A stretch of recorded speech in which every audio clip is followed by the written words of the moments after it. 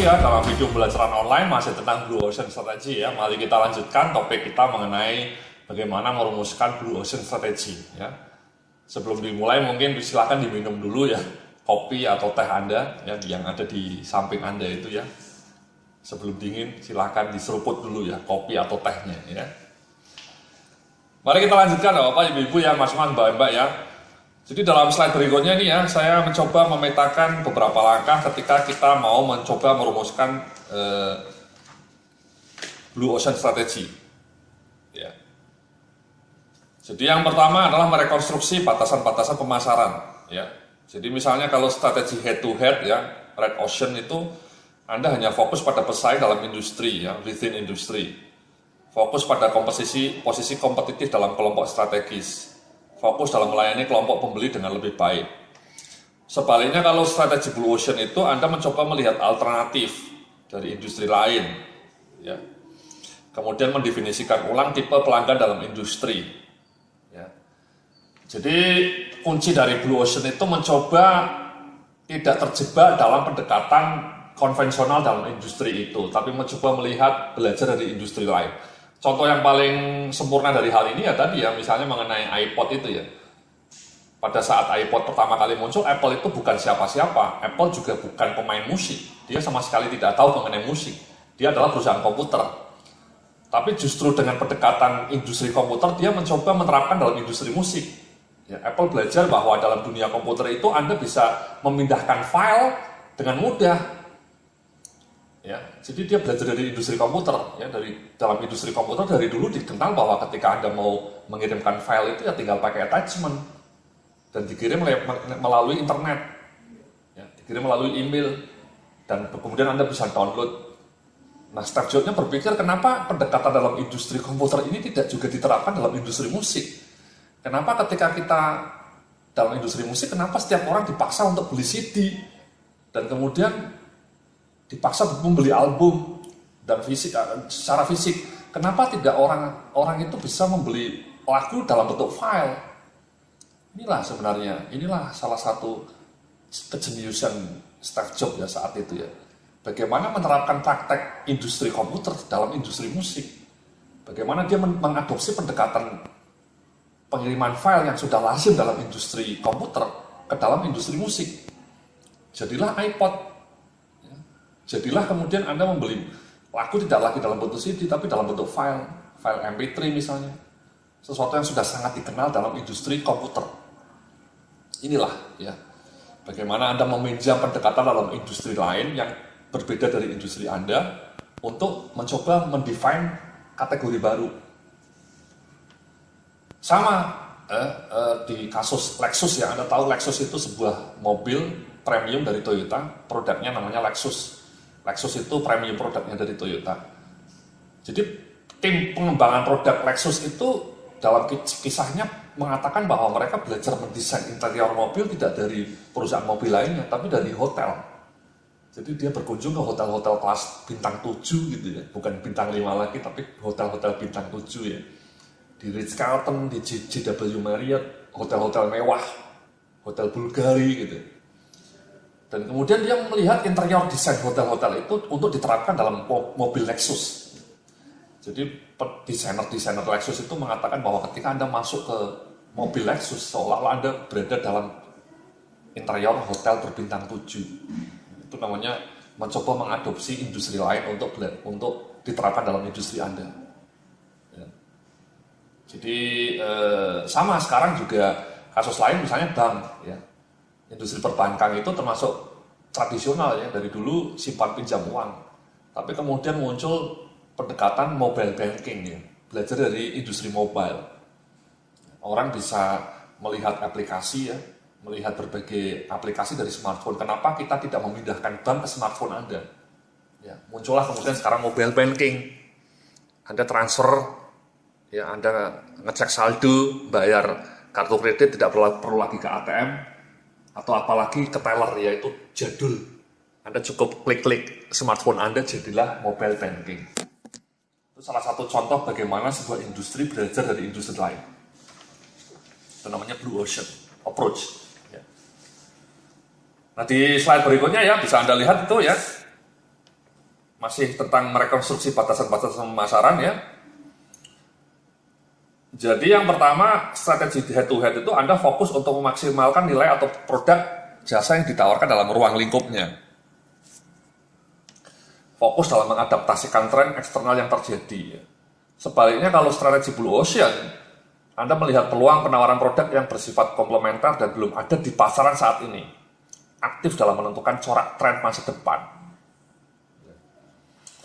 Jadi strategi Blue Ocean itu kuncinya adalah Anda justru yang menentukan tren masa depan, bukan tren follower, tapi ada trend setter. Anda mencoba menawarkan produk yang komplementer ya, yang belum ada di pasaran saat ini. Ya, tadi contohnya ya, WhatsApp muncul ya sebagai komplement dari SMS yang lebih powerful, lebih murah, lebih efisien. Akhirnya meledak WhatsApp, ya, membuat SMS menjadi tidak lagi relevan. Ya. Dulu juga pernah terjadi pertama kali ketika Yamaha memperkenalkan skutik ya dengan merek yang legendaris Yamaha Mio, itu kan juga revolusioner ya. Itu termasuk Blue Ocean, sesuatu yang radikal. Dulu semua mesinnya mesin konvensional, tiba-tiba Yamaha mengeluarkan sebuah produk yang sama sekali baru mesinnya, namanya skutik. Ya, sepeda motor otomatis, tidak lagi persneling. Muncullah Mio, ya komplement dari produk yang ada sebelumnya dan meledak Mio. Dan Mio lah yang membuat Yamaha pada saat itu bisa membuat nomor 1, mengalahkan Honda. Pertama kali dalam sejarah di Indonesia ya. Meskipun kemudian Honda mengejar kembali ya. Tapi yang mau saya ceritakan bahwa Yamaha keluar dengan produk yang komplementer ya, yang belum ada di pasaran dan kemudian meledak. Dan sekarang skutik ya, kategori skutik itu dominan ya. Banyak orang membeli sepeda motor baru memilih yang skutik ya, entah dari Mio ataupun dari Vario atau Beat. Ya. Sementara Suzuki ya lambat merespons skutik itu. Ya akhirnya sekarang tenggelam. Ya, Suzuki itu sepeda motornya makin tidak laku. Ya. Honda untung dulu kaget juga ya ketika melihat Mio pertama kali, mereka kaget ya, surprise. Kok laku dan kok meledak, untung mereka cepat ya seperti Jorge Lorenzo ya atau Dani Pedrosa ya, Marquez, mereka langsung siap-siap mengejar ulang ya, mengejar lagi Valentino Rossi ya, dan berhasil ya dengan Vario-nya. Sementara Suzuki gagal sehingga nyungsep. Ya, jadi itu Blue Ocean namanya, jeli melihat peluang-peluang produk baru, tipe-tipe baru ya. Ada WhatsApp, ada Yamaha Mio gitu ya. Atau tadi smartphone yang membunuh perusahaan telepon kabel ya. Atau kemudian ya kamera digital ya, membunuh Kodak, itu juga Blue Ocean ya. Digital explosion. Nah, di halaman berikutnya bisa Anda lihat itu ya, bagaimana cara untuk melakukan visualisasi strategi Blue Ocean ya. Jadi ada 4 langkah untuk melakukan visualisasi strategi Blue Ocean ya. Jadi yang pertama visual awakening, visual exploration, visual strategy fair, dan visual communication. Inilah 4 langkah untuk mencoba mengkomunikasikan Blue Ocean strategi ke dalam perusahaan Anda ya. Jadi ada visual awakening, visual exploration, visual strategy fair, dan visual communication. Mari coba kita bahas satu demi satu ya. Dalam slide berikutnya ya, saya menjelaskan mengenai visual awakening ya. Jadi Anda mencoba menggambarkan posisi bisnis Anda saat ini dan identifikasi apa saja dari strategi Anda yang perlu diubah. Ya, Anda mencoba menggambarkan dan memetakan posisi bisnis Anda sekarang saat ini dan apa yang perlu dirubah. Contohnya saya selama ini punya bisnis training yang menyediakan training ya. Dan sekarang persaingan dalam dunia training konvensional itu sangat ketat ya, banyak perusahaan yang provider training. Saya memetakan ya siapa pesaing saya, perusahaan-perusahaan apa, dan saya lihat di hotel itu hampir tiap hari ada training ya. Saya memetakan bagaimana ini strateginya. Nah, kemudian saya melihat bahwa tidak ada satupun training provider di Indonesia yang menyediakan kursus online seperti ini. Belum ya. Dan kemudian saya melihat dan saya kemudian meminjam dari dunia blogging ya. Saya orang industri, saya termasuk blogger terkemuka gitu ya. Saya ahli mengenai blogging. Kemudian mencoba memadukan 2 hal itu. Saya ahli dalam dunia internet, dalam dunia blogging. Pada sisi lain saya punya bisnis training. Kenapa saya tidak menggabungkannya, kemudian muncullah ini, kursus online. Ya. Jadi keahlian saya dalam bidang training, bisnis training, dan saya padukan dengan keahlian dalam blogging, dalam dunia internet, saya gabungkan muncullah kursus online ini yang sedang Anda nikmati sekarang ini. Inilah namanya bagaimana saya memetakan persaingan dan kemudian saya muncul dengan produk baru. Dan saya lihat pesaing-pesaing saya, training-training provider lain, tidak ada satupun yang menawarkan kursus online. Jadi inilah produk pertama, ya, termasuk salah satu pionir di Indonesia. Itu namanya Visual Awakening, ya, mencoba memetakan dinamika industri, kemudian bagaimana keluar dengan produk baru. Yang kedua sama ya, dalam dunia blogging, pesaing saya mungkin banyak ya, blogger-blogger ya. Tapi punya saya unik bisnis, ya, blog mengenai bisnis. Dan yang kedua, fitur yang unik adalah saya update tiap Senin, tanpa pernah henti. Banyak blogger-blogger lain yang jarang update. Punya saya tiap Senin tidak pernah berhenti selama 7 tahun. Ya otomatis blog saya menjadi nomor 1 di Indonesia, ya, menjadi sangat terkenal. Itu namanya Blue Ocean juga, ya, menciptakan fitur-fitur baru yang tidak dimiliki oleh pesaing. Itu namanya Visual Awakening. Ya. Nah di slide berikutnya, Anda coba melakukan visual exploration. Ya, jadi Anda mengobservasi, bisa Anda lihat ya di slide di depan Anda ini.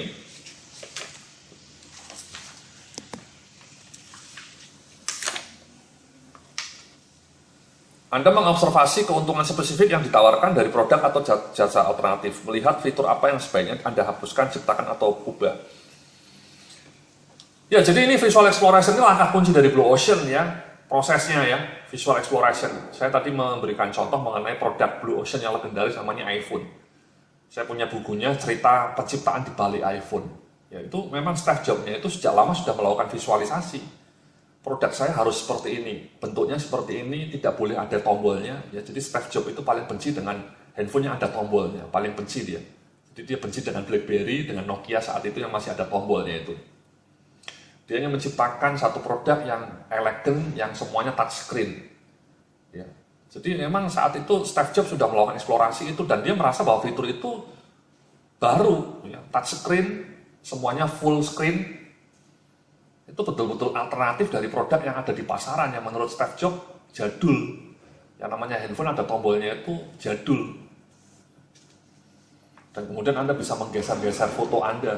Itu namanya visual exploration. Jadi fitur-fiturnya itu betul-betul baru. Banyak fitur baru di iPhone yang memang radikal ya. Touchscreen, kemudian bisa menggeser icon, kemudian bisa install app. Ya. Operating sistemnya juga powerful. Itu semua sudah dieksplorasi oleh Steve Jobs ketika dia melakukan brainstorming dengan timnya itu. Dia sudah mendesain sketch-nya itu seperti apa. Nah, Anda seperti itu juga sebaiknya ya, ketika Anda sekarang, saya tidak tahu bisnis Anda apa misalnya ya, manufacturing, atau consumer good, atau kuliner, atau rumah sakit, atau hotel, anything ya, Anda coba eksplorasi. Apa fitur-fitur baru yang belum dimiliki oleh pesaing yang kira-kira perlu Anda ciptakan, yang wow gitu. Anda brainstorming dengan teman-teman Anda, ini kunci nih, proses eksplorasi ini kunci. Nanti dalam slide-slide berikutnya, dalam video-video berikutnya kita akan belajar lebih detail ya, bagaimana melakukan inovasi, bagaimana melakukan eksplorasi untuk generate produk-produk Blue Ocean yang baru. Ya, bagaimana produk-produk baru itu di-generate idenya melalui strategi inovasi berbasis Blue Ocean. Ya. Ini kunci, langkah kunci ya, visual exploration. Nah, di halaman berikutnya bisa Anda lihat itu namanya Visual Strategy Fair ya. Jadi Anda mencoba memetakan arah strategi baru berdasarkan alat strategi Canvas ya. Strategi Canvas tadi 4 tindakan tadi ya. Langkah 4 tindakan ya. Reduce, eliminate, increase, create. Ya, Anda petakan itu. Setelah Anda brainstorming, di langkah sebelumnya eksplorasi, kemudian Anda petakan lebih tajam. Produk barunya Anda bedah, produk Anda sama produk pesaing dibedah. Kemudian Anda coba tampilkan apa yang harus ditambahkan, apa yang harus dieliminasi, apa yang harus di-create, apa yang harus dihilangkan atau dikurangi. Anda lakukan itu, ya, sesuai dengan industri Anda. Seperti tadi saya mencontohkan mengenai iTunes atau mencontohkan kursus online saya. Ya. Eliminate, reduce, create, increase. Ya. Sehingga produk Anda menjadi wow, menjadi baru gitu ya, menjadi radikal. Ya. Contohnya Gojek ya. Gojek itu sesuatu yang radikal juga ya. Ojek sudah lama, bertahun-tahun sudah ada ojek pangkalan ya. Opang ojek pangkalan, tiba-tiba Nabil Makarim pendiri Gojek muncul dengan app. Ya, kekuatan Gojek itu sebenarnya bukan Gojeknya, tapi aplikasinya ya. Anda bisa download di Android, kemudian Anda bisa pesan semudah menekan tombol gitu ya. Jadi sebenarnya Gojek itu kekuatan utamanya bukan Gojeknya, tapi aplikasinya itu. Ya, jadi itu aplikasi itu something yang very new. Inovasinya aplikasi mobile application-nya Gojek itu. Anda bisa pesan melalui aplikasi Anda, bisa memantaunya, sangat mudah. Anda tidak perlu lagi turun dari kantor Anda, manggil-manggil Gojek, nunggu Gojek, tidak perlu. Ya, jadi smartphone Anda menjadi satu empowering tool untuk memesan Gojek. Itu namanya inovasi yang berbasis Blue Ocean. Sehingga Gojek menjadi meledak. Ya, meskipun kemudian ada imitator-imitatornya ya. Itu namanya Blue Ocean ya. Apa yang baru yang diciptakan Gojek ya, mobile application ya. Mobile application-nya itu yang sesuatu yang radikal, yang baru. Nah, kemudian di slide berikutnya bisa Anda lihat ini ya, jadi visual communication.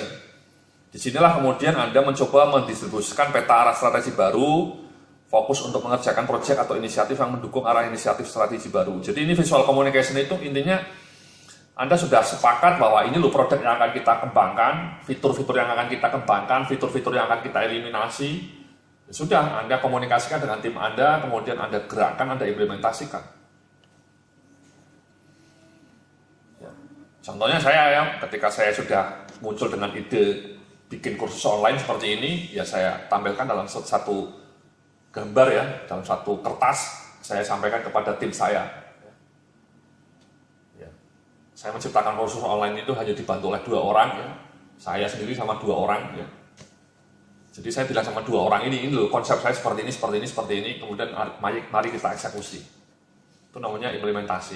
Sama di perusahaan Anda yang besar mungkin ya, perusahaan Anda karyawannya mungkin 500 atau 300 atau bahkan 1000.